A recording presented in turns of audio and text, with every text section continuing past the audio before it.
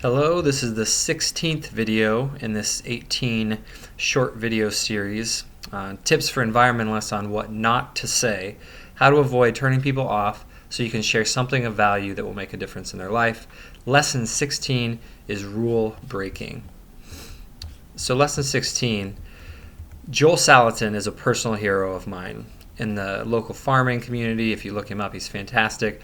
He also wrote a book called Everything I Want to Do is Illegal. He identified outdated policies that are preventing people from taking positive action that would benefit society. It's a fantastic read. He argues for grassroots efforts to change policies and sometimes, in extreme cases, to just act anyway. He believes it's that important. Great book. Read it, but don't quote it to non-environmentalists. If you ask someone to take action that is illegal or generally disapproved of in their community or their circle of friends, it will turn them off. What is desirable is what is legal and publicly sanctioned. Approved behaviors. Disapproved behaviors are undesirable because fighting the system carries a perceived and an often very real risk of financial loss, punishment, or social disapproval. Human beings avoid breaking the rules because they risk losing money from fines or losses, time, jail, bad credit, or social proof that they have built up in their community, like a bad article in the paper or the rumor mill going around the neighborhood. If you want to sway someone's opinion, avoid asking them to break the rules. What not to say. I'm not supposed to pay road tax, or I am supposed to pay road tax for my veggie oil car, but enforcement is lax and I don't really feel like I owe anybody anyway. Bicyclists are required to stop at red lights, but it's no big deal if you coast through when it's clear. No one cares. Or an electric car charger requires a permit, but just don't say anything. No one's going to check your garage.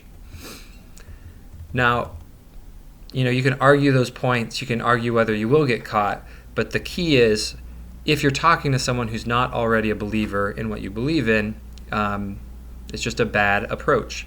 So conscious response from an environmentalist hoping to influence someone in that moment is to first ask yourself, can I practice building trust, having their best interest in mind, and then save that boundary pushing for the more seasoned activists?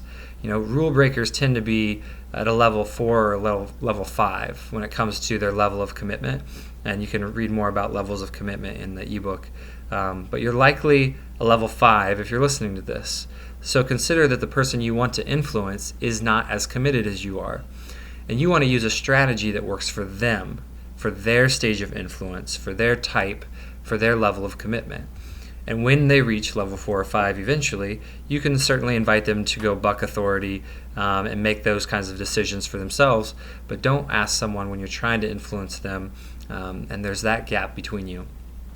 So, I hope you like this lesson.